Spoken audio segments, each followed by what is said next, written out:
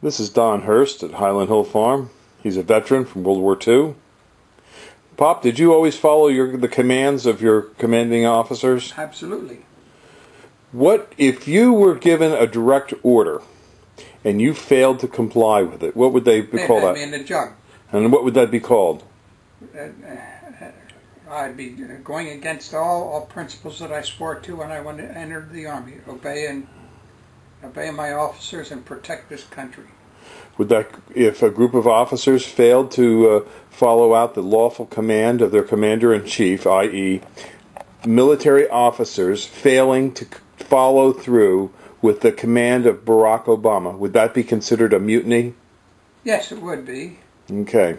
It appears that Bob Woodward's book is pointing out that our commanding generals were told by the president to come up with a plan, an exit strategy for Afghanistan. And this occurred last year.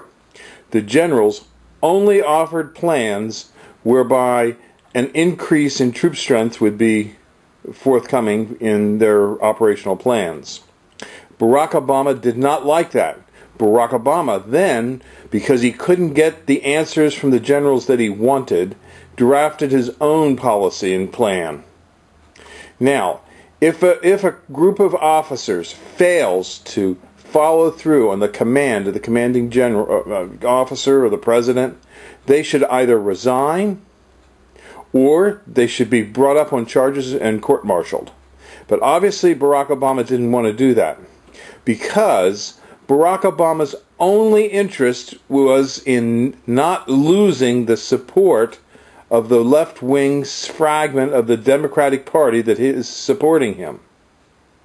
Now, this is a very serious allegation. Either we have officers in the military refusing to obey a lawful command, or we have a commander-in-chief who is reckless in his carrying out his duties as commander-in-chief.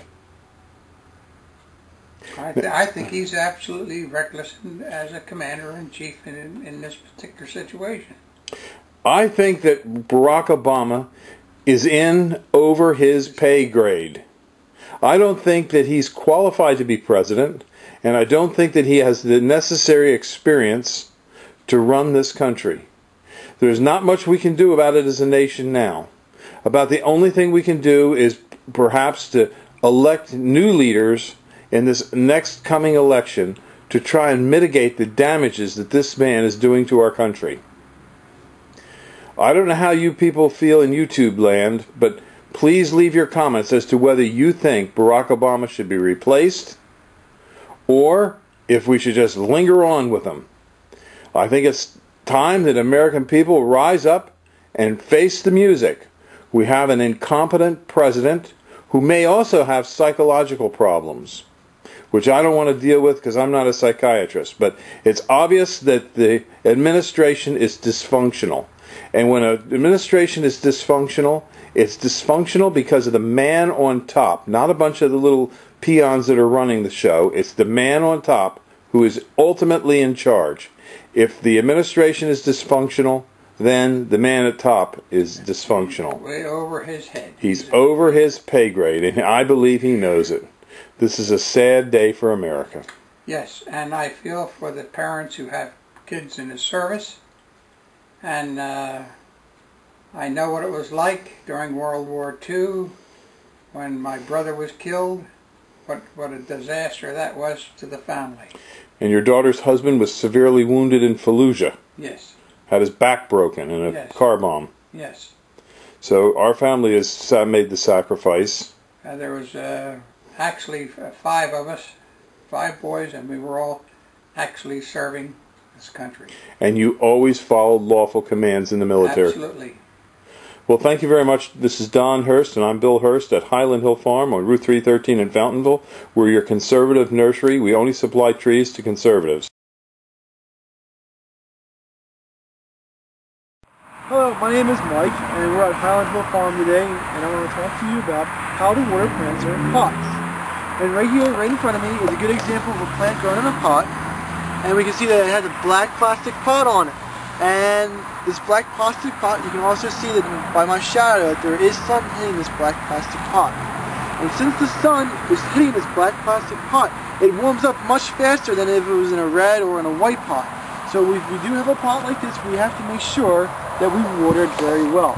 For if the sun heats up the soil inside it too much, the plant will dry up faster and the roots will die if soil is dry. So we got to make sure that wherever pot that we have, if it's facing the sun, doesn't matter if it is black or not, but if the sun is hitting it, we have to make sure that that side of the pot is always well moist. Another thing that we can also do when we're watering plants in pots is to make sure that we water them frequently.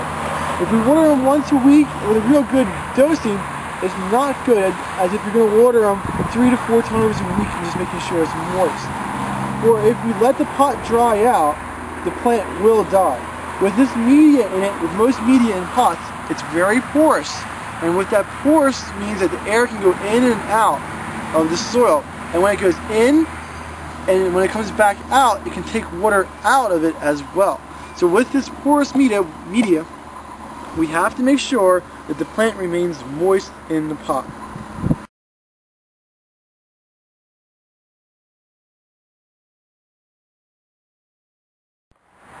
Hello, my name is Mike Hurst. I'm at Highland Hill Farm.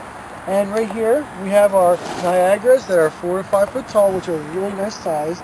And I want to talk to you about something that's going to happen to all evergreens this year as we get closer to the fall, and that's called fall needle drop. That if you look at the ground, you can see some of these yellow needles coming off. That is a symptom of fall needle drop. Every evergreen, every year, loses its needles in the fall. And what's happening is, as the new growth starts hardening over, the plant can't support all the growth that it has. So it gets rid of its interior needles, and when it gets rid of it, people can see it sometimes as being yellow. And I guess if we look into the center more, I guess this one over here is better, you can see that the needles do fall off into the center, usually towards the lower part of the tree. The reasoning for the lower part of the tree, not the upper part of the tree, is because the lower part of the tree gets less light than the upper part. So as the plant evaluates itself and which parts of the plants are producing more energy and which ones are not, the ones towards the lower are getting less sunlight, therefore getting less photosynthesis. It's contributing less to the plant. Therefore the tree itself does not view that part of the plant as important as the top part of the plant, which you can see is very nice, thick and full. So as you look at your arborvitaes, hollies, spruce, pine, or any type of boxwoods or Japanese hollies, you should see a healthy plant should lose between 1/4 to 1/3 of its needles every year during the fall. It is a naturally occurring process that the plant does. And if you do see it and you see the needles falling down in the ground, don't scrape it up and take it away. What that is, that's the plant actually doing fertilizing and putting mulch down on itself. What this mulch does is it creates the correct pH for the plant to grow in, and as this debris starts to break down, it gets released and the plant can uptake it again through its roots. So if you just let it sit there and let it decompose on its own, it is part of the plant's natural system, and that is how healthy plants live. Okay, thank you very much, Mike. We're on Route 313 in Fountainville, PA. This is Highland Hill Farm, and we grow thousands of arborvitaes, pine trees, spruces, junipers, and we have lots of material for you to come to see at our 313 location. Give us a call at 215-651-8329. Thank you. These are dwarf nandinas. They get about 3 feet high. They'll have red foliage throughout the winter, white flowers in the springtime, and red berries in the late summer. These are Bennett's compact hollies. A nice bush for along a walkway, easy to maintain, hardy, and not expensive. So give us a call, 215-651-8329 at Highland Hill Farm. These are our blood good Japanese maples here at Highland Hill Farm.